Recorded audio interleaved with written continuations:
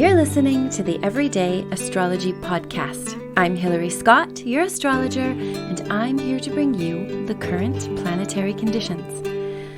So, this has been an intense month. I'm sure that you've been feeling it. It's pretty impossible, I think, for anybody to not feel it, especially if it's been, it depends on, of course, exactly where it's hitting in your chart. So, if you happen to be a Cancer or a Capricorn, you're probably really feeling it. Even if you're any of the cardinal signs, it's probably been very triggering. But it's all for the sake of our evolution.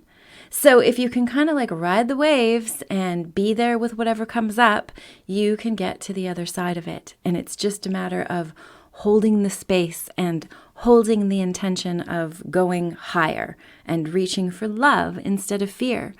So it's tricky, but like simple at the same time, kind of like most of things in life. So what we have coming up is a full moon in Aquarius.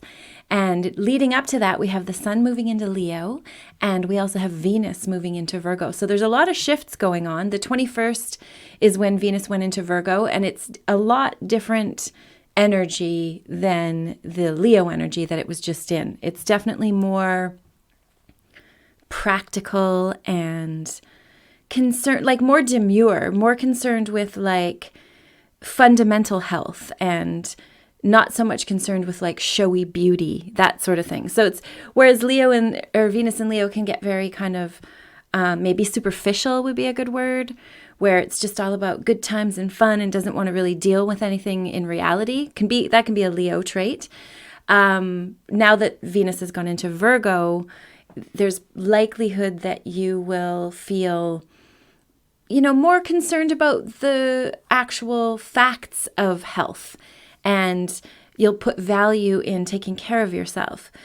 Maybe going vegan or making sure you're doing your breathing exercises or spending as much time as possible in nature, because nature really is the nurturing healer that we all need, especially going through the planet going through this right now.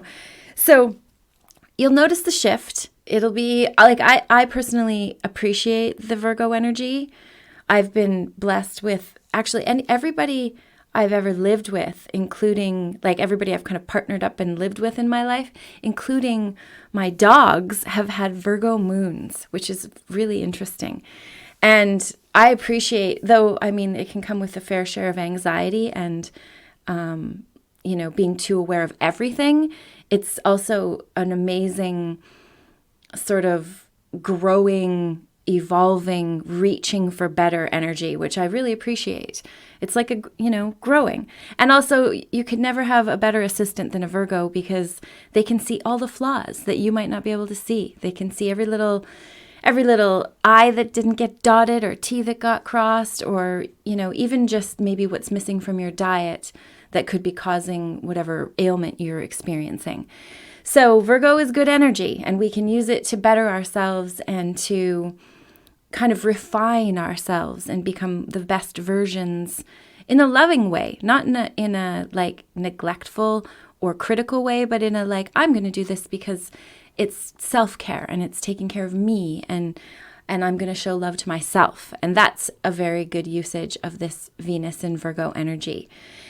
We also have the sun moving into Leo. So that will still make like Leo very prominent in our lives, obviously. And the sun is ruled by Leo. So it should give us an opportunity for some fun, I'd like to think.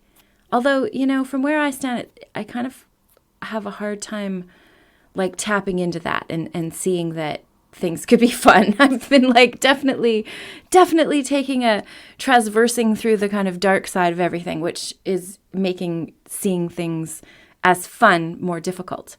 Although I still super appreciate hummingbirds and the butterflies, and even though I'm going through my own I'm actually going through my Chiron return right now. And if anybody has learned about Chiron, I should actually do a whole, there could be like weekly seminars on Chiron return for us to process it. But it's definitely a time when you can expect, they say that it's the time when human potential is most capable of evolving. So it's like you can kind of really evolve into your full potential at this time. But it often requires this sort of reckoning with your deepest wounds, which I've definitely been going through, and like your self-worth. Chiron was abandoned at birth by his mother and felt like, he was a freak and nobody could love him. And so we all kind of have that somewhere in our chart. But when Chiron returns, then all of that stuff is going to come up for you. So wherever you have your wounds, wherever you need to kind of own your hurt and painful parts so that you can evolve and not get stuck in it. One of the things I've actually been learning lately, which is interesting, because astrology really is like a never-ending life study. Once you start studying it, there's no end, basically. I've resigned myself to this is something I'm going to be learning for the rest of my life. And so far, it's like a 25-year relationship. So I think I'm probably on track with that. But when Chiron is active for any of us, it can be very painful and the wounds come up. But it's also an empowering time when we can kind of raise our consciousness level. So even though, and it's a slow process too, it went and it hit the exact degree of my personal Chiron, and then it retrograded on that same degree. So it's I said it was like hanging from the ledge of a building and then Chiron coming and stepping on your fingers is kind of a good way to look at it. Maybe a little dramatic, maybe not, but it's definitely difficult and hard to process. And it definitely makes you feel when you are going through any kind of Chiron triggering. And that it is common at that time to face your own demise and come to terms with the fact that you're not young anymore. You can't even pretend to be young anymore. There's just no fooling yourself. It's just so obvious that a large portion of life is done and you better get your shit together and start living your best life and being your best self, and also accepting all your wounds and flaws into the fold so that you don't have to repress or deny or kind of turn away from any parts of yourself. You have to kind of gather up all your wounded bits and accept yourself once and for all so that you can move forward. And then they say you can meet the full potential of your life and who you are meant to be in the world. And so it's very transformative. If you're anywhere between about 48 and 52, you're likely to be experiencing your Chiron return. It's good to know the exact aspects, though, because it does move, it goes retrograde and it goes forward and backwards and kind of really wants to drive the lessons home. So if you're experiencing that, I'd love to hear your version of Chiron return, because it's so interesting to share notes with people, and especially when you're going through difficult transits. So the dramatization of whatever we might be going through could happen with the sun in Leo, I think. And we also, that day, the 22nd, there will be an opposition between Venus and Jupiter on the same day that the sun moves into Leo. So it can create kind of a dramatic sort of, I would say, you might overdo it somehow. You might, although unlikely with Virgo, with the Venus in Virgo, you probably won't overdo it. But there could be some sort of dramatic flair to the things that are going on around you. Also be careful that you don't overdo it with buying stuff, because Venus and Jupiter together can often be kind of extravagant with what they want to buy, and having flashy things makes them happy. But then when the planets shift, you're like, oh, I didn't really need that. And so it's just a big pain in the ass. So kind of tone it down if you're trying to buy something right now, and just go for the more earthy, healthy expansions. Expand yourself in that way with the Virgo luck. You might have some lucky encounters too. The next whole month, the sun is in Leo. So we have a lot of, I guess this is probably our best chance to enjoy ourselves this summer. So do what you love. Especially if you get into the sunshine and get lots of vitamin D, charge your batteries for when we're going into the more, at least in the northern hemisphere, the more wintry times, and get out in nature, do playful things or whatever makes you happy, make stuff or, just play. I have a hard time with playful because I'm a Capricorn. And I always see like Leos and I'm like, oh, look how much fun they can have. And I don't have fun like a Leo. So it's harder to even like describe. For me, fun is like being all alone and like doing some gardening, or like it's just so not like actual regular Leo kind of fun. They know how to have fun. They'll go dancing and they'll get dressed up and they'll like do fun stuff. So do some fun stuff, whatever that is for you. And we all have our different version of that. That this next month, plan for some fun, because, you know, we need fun. We need to keep our vibrations high, even though the world seems a crazy place right now. I mean, it is a crazy place right now. It's like society and the world, it's the 3D world is collapsing all around us, and we need to up our vibrations to get into the 5th dimensional realm and kind of grow forth, because gosh, do we ever need that right now? So whatever you can do to raise your vibration is what is going to make you happy and keep you attracting good futures instead of being marred in difficult futures. So keep that in mind. The full moon, which is the big show this week, is in Aquarius. So it very much is it's a pretty powerful full moon. Like the fact that it's in Aquarius is a big deal. It's the people. Aquarius is we the people rising up. It's the system buster, or the way shower, or the one out on the fringe leading the way, showing the way. So I think there could be a real infusion into like all of us, into we the people, the 99% of us, to stand up and put our foot down and speak out. And I'm sure you've probably already been doing that, because what else can you do? Even though there's like massive censorship, and it's just incredible. Even during this this full moon, Pluto will be conjuncting it. And Pluto is in the last degrees of Capricorn. And I do believe this whole world kind of lockdown and this control that's happened has like a lot to do with Pluto, actually. And then Saturn was traveling through there as well.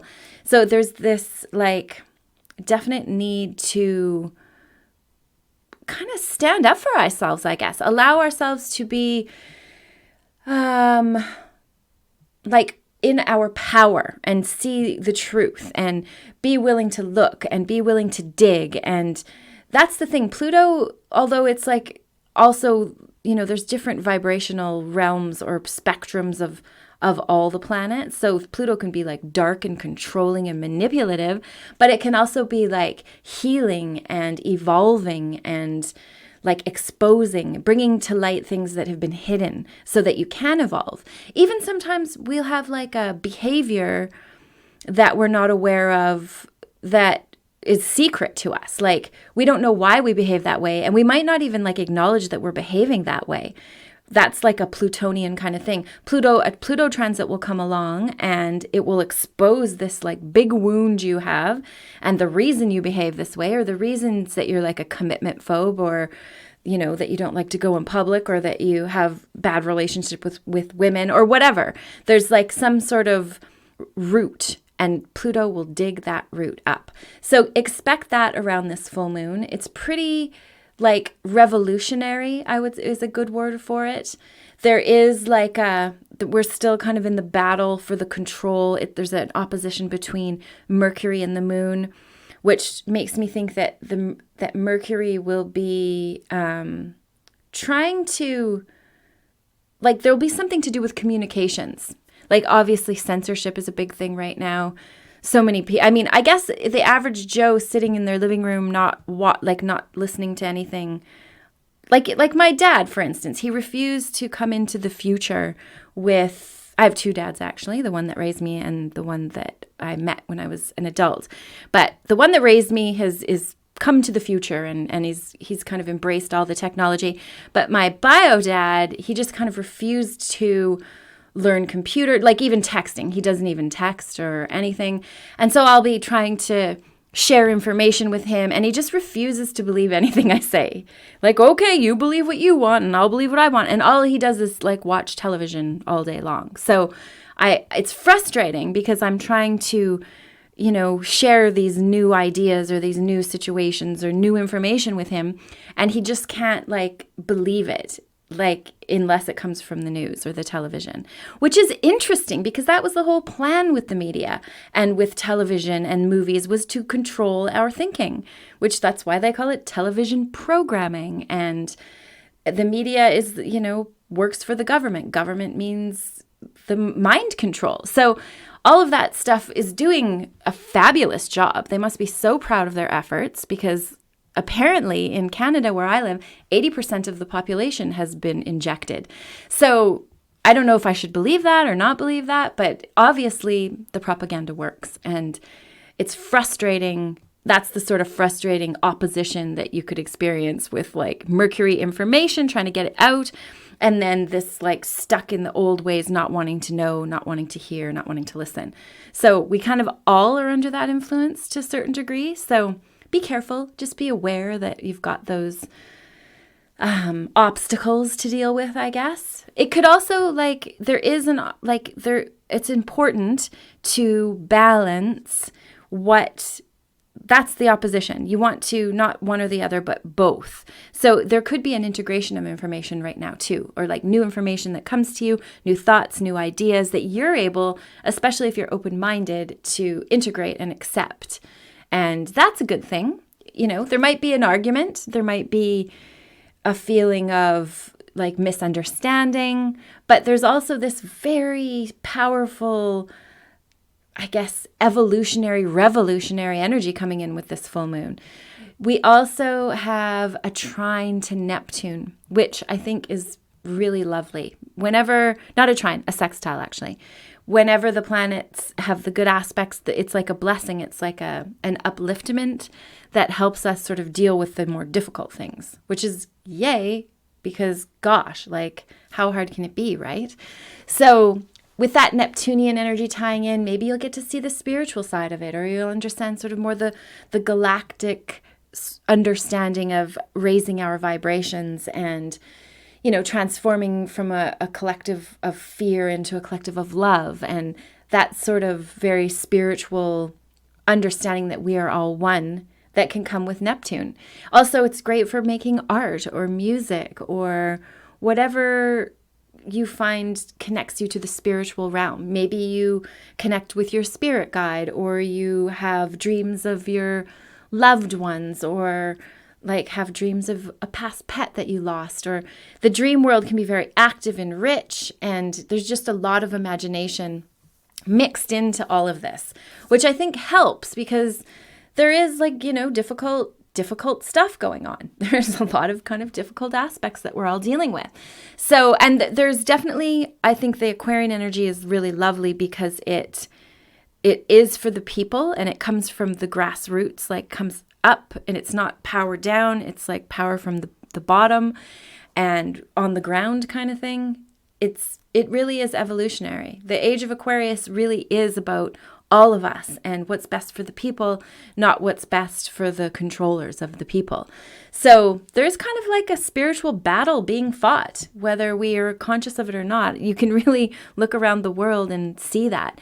Where I am in Canada, there's like this crazy amount of, well, luckily not specifically where I am, but in the province that I live, there's 300 wildfires burning right now. There was a heat wave at the end of June that was so incredible.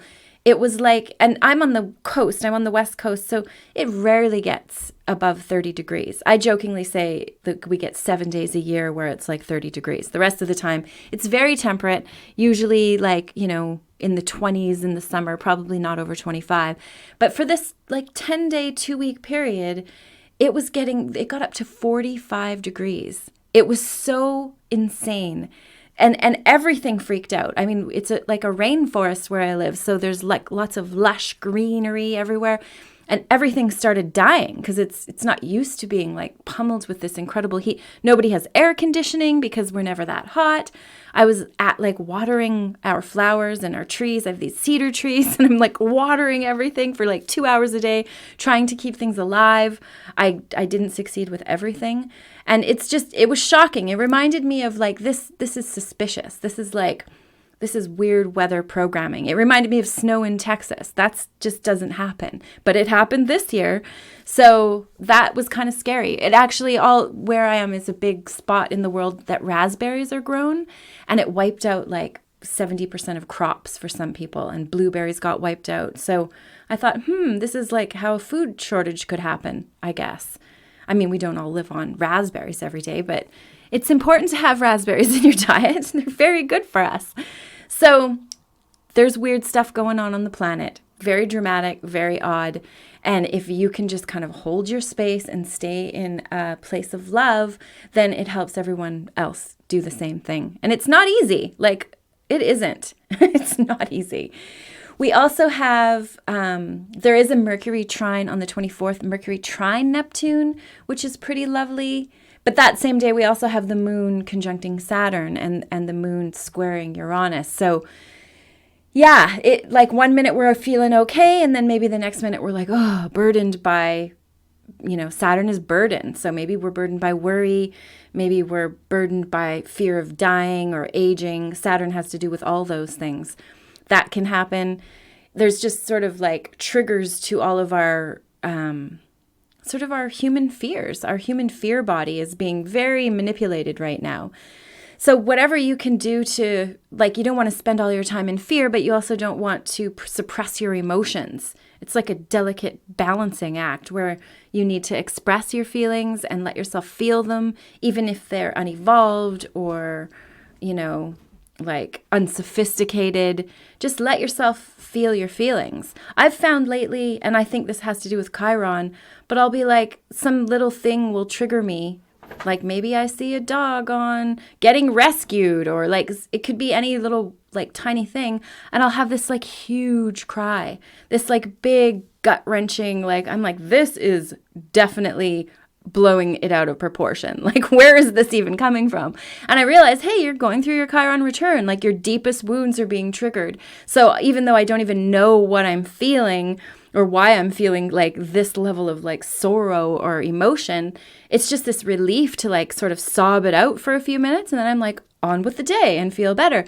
But even in the middle of this like expression of this sort of like deep sorrow, I don't even know why I'm crying, or I don't even know where it's coming from. Like there's no thoughts attached to it necessarily. It's just this pure, raw feeling. And I think, well, I am an empath, so perhaps I'm grieving for a lot of people, not just myself. Often common for people who have stuff in the 12th house as well, which I do. So it's tricky when your feelings aren't even your feelings, but you've still got to be there to hold space for whatever's coming through so that you can get to the other side of it. Because suppressing that sort of instinct to release on that level will not be good for your health. So you've definitely got to like move through it. Highly recommended. Right after the full moon, we're having major triggering aspects like Mercury opposition Pluto, the moon opposite Mars, the moon conjunct Jupiter.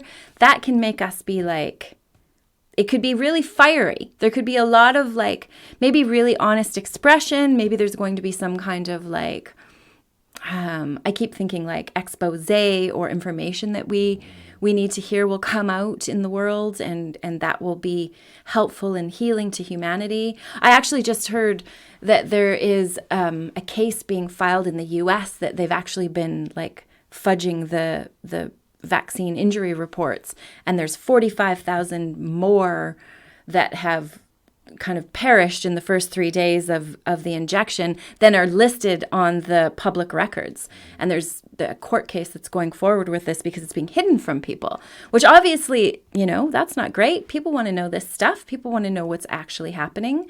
So that's sort of like expose of information is very possible right now too. Like there is sort of the people are fighting the man, and I guess that's part of evolution. I guess that's part of what we need to do to move forward in the world. So the week kind of after that, our big thing, Jupiter will move back into Aquarius. Mercury will move into Leo, which is a big deal. That's kind of going to be a little more uplifting probably. And Mars is moving into Virgo. So that's like the 27th, 28th, and 29th, big changes. So everybody's going to be going through these big shifts and these changes. There's also an opposition on the 29th between Jupiter and Mars that could trigger like some fiery stuff could go on. You might get really pissed off or be really short-tempered or like, and that's okay. Anger can be empowering, right? You don't want to like suppress all your anger because it's standing up for yourself. Like, though it can seem unevolved or whatever, it's also like a, what's the word? Like kind of mobilizing your resources, helping you get into this certainty of how to stand up for yourself and when to say no and what you're willing to do and what you're not willing to do. And expanding and growing is kind of important. Truth is important right now. There might be a battle of truth going on between, maybe even that. Like this senator in the States held this press conference for people who've been injured to speak, and he's just getting lambasted in the media and being said that he's spreading misinformation. So that could be kind of like the Jupiter's trying to share the truth and be real. And then the Mars energy is like fighting it. There could be that sort of fighting, oh, the truth is a lie. It's very fishy times, like really hard to decide what the truth is. I mean, just use your discernment. It's not that hard, but it does. We're definitely being led to believe other than what the truth is right now. It's really hard for people to process that they might be being lied to. Like they say, it's easier to fool someone than to convince them they're being fooled. So keep that in mind. Everything might be a lie. At the beginning of August, it's also very changey and busy times. Like lots of stuff going on with the planets. We have the Sun on August 1st conjuncting Mercury, which it'll be good because when the Sun and Mercury conjunct, there's like a clarity of thinking. You can express yourself clearly. It's a good time to kind of be your honest self, be authentic. But that same day we have Mercury opposite Saturn. So you might feel like what you say isn't understood or acknowledged or honored, or maybe you write someone an apology and they just ignore you. That would be kind of a Mercury-Saturn kind of thing. You're like, I'll just pour my heart out here and try to apologize. And then Saturn would be like, nah, not good enough. That's not a good story. And then just ignore you. That's kind of a perfect example of Saturn opposite Mercury. Or even to have like a stutter. I know quite a few people who have speech impediments when they have Saturn opposite Mercury in their chart. I have Saturn opposite Mercury. And for me, I think it's always been like, I want to talk about things people think are nuts. They're like, whatever. So that even though I'm like, I want to tell you about astrology or, essential oils or homeopathy or whatever. There's a lot of things that I've wanted, crystals, all kinds of things I've wanted to share about and feel like, I can't be understood or heard, or somehow it makes me weird. Just my divergent opinions on what's going on in the world. It kind of always leaves me feeling like on the outside of whatever's going on. And I get it. Like ultimately, also this difficult part of my chart is like my greatest gift, and all of my greatest joys have come from working with astrology and the wonderful people I meet. And it's just such a blessing and an honor. So it's just this more kind of this tinge of difficult energy can come with the Saturn opposite Mercury. But it also gives you an ability to do deep thinking and research and really go down the rabbit hole with a topic that needs deep study, like astrology, for instance, so that you can understand the depths of things. So there is that there. And there's also kind of a nice sextile with Neptune, the beginning of August, which gives you, again, the artistic energy, the ability to understand and go deep. The Sun opposite Saturn on the 2nd, and then the Moon is squaring Jupiter and Mars, and that is difficult. Again, there's going to be like some kind of burden. There'll be like maybe just a burden of a day of melancholy or sadness. If you're lucky, more difficult can be like actual events that happen that cause grief or sorrow or that sort of thing. But generally, it's like an internal experience where you feel like maybe you're not enough or you're not good enough, or something to do with your identity being the Sun is suppressed with the Saturnian energy. So keep that in mind, that the 2nd might be kind of a sad and difficult day. But we are moving kind of through, and then on the third, the Tuesday, there is like an exciting and liberating trine between Venus and Uranus, and even connecting to the moon and Saturn, there's a trine. That will give us more of a, I guess, hopeful opportunity. Like something could come along and you're like, it's not so bad after all. Like this really does make sense. I can really work with this. It's liberating and exciting and something new that you could value. So keep your heart open, keep your eyes open for opportunity, because that could be coming at the beginning of August for sure. Also thinking outside the box, being your own, like using your own mind, thinking there's a Mercury square Uranus energy. It's not always popular to use your own mind and your own discernment, obviously, but being your true self is so much more worth than being around, or being your fake self around people who don't accept your true self. So it's way better to just let who you are be real, and whatever rejection or whatever comes from that is actually a blessing, because it'll clear the decks for the people who honor who you are and who listen to what you say and believe you and connect with you and love you and let you be yourself. That's so much more worth than being around people who want you to be different or don't want to hear what you have to say. So keep that in mind if you're feeling like a reject, because you're not a reject to everybody, just to some people. And not everybody's for everybody. That's one thing I've learned in life. Not everybody is for everybody. So that's okay, because if you keep, don't shut it all down when you get rejected. Just keep your heart open, and the right people will come along to support you and to love you and to honor your real, true, total self. So the rest of the week, we've got a square that's coming up on the 6th of August. This is a pretty big energy, actually. It's a square between the Sun and Uranus, like a fixed square, too, in fixed signs, Leo and Taurus.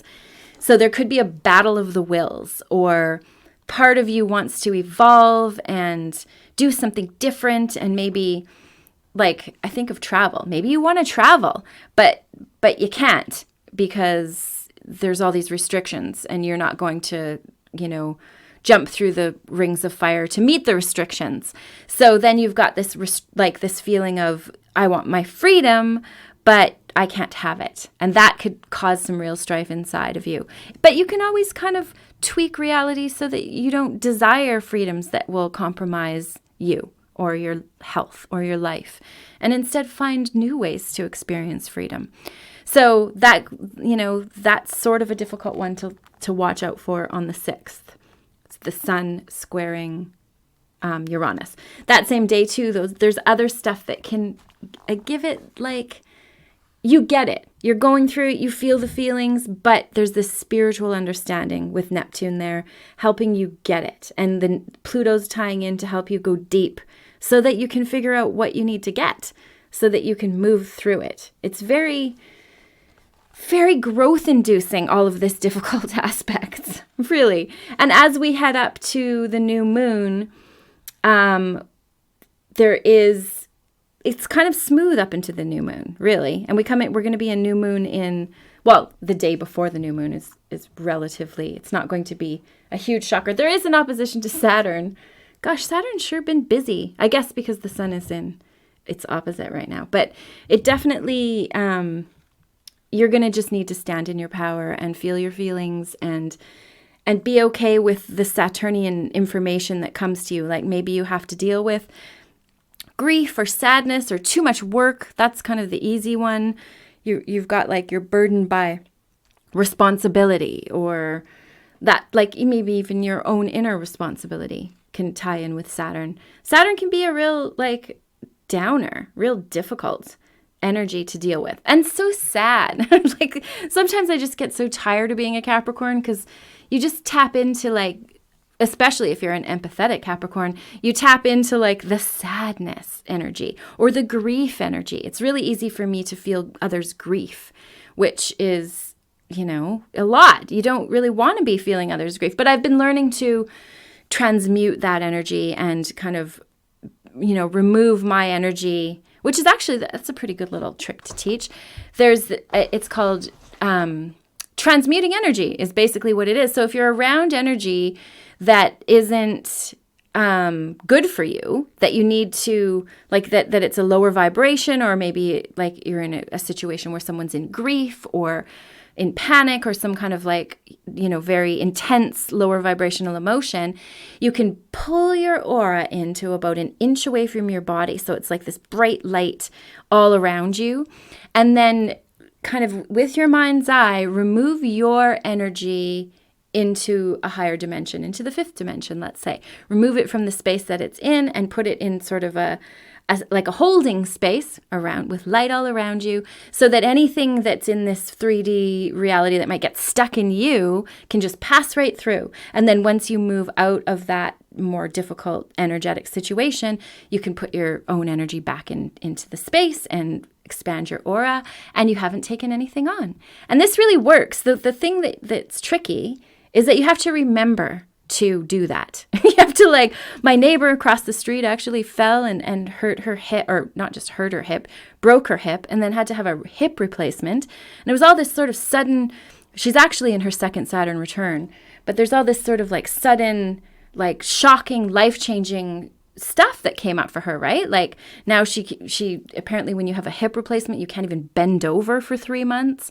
It's very, slow process. And I brought her soup and some pain balm that I made, and I was there with her, and she was kind of sharing how she felt. And then I came home. I was happy to be there with her and share and help her out and bring her soup. But when I got home, I had this like really heavy sort of like, oh, life is so heavy. Like I just felt so, and she actually said, I feel like I've aged 25 years in the past month. And that was kind of the feeling I had, like, oh, it's just so, I felt like what's the point of even getting old if it's just this hard? Like it was just, a lot of, you can easily, especially being empathetic, pick up people's energy. And I totally forgot to do my special transmuting exercise before I went over there. But afterwards remembered I should have done that. So it's easy to clear your energy, intend to clear your energy, and you can. But remember that you've got to do it. Otherwise it just all accumulates and you just feel heavy and burdened and lower vibrational. And that's not good. That's not good for you.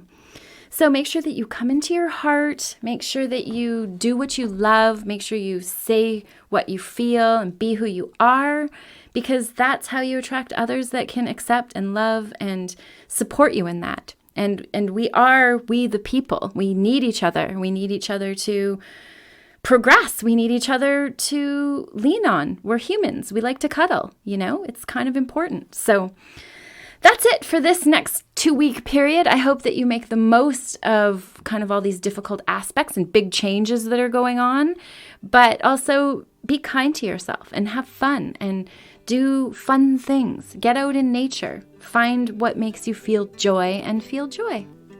Okay, that's it for this. Thank you so much. Thank you for listening, and many bright blessings to you.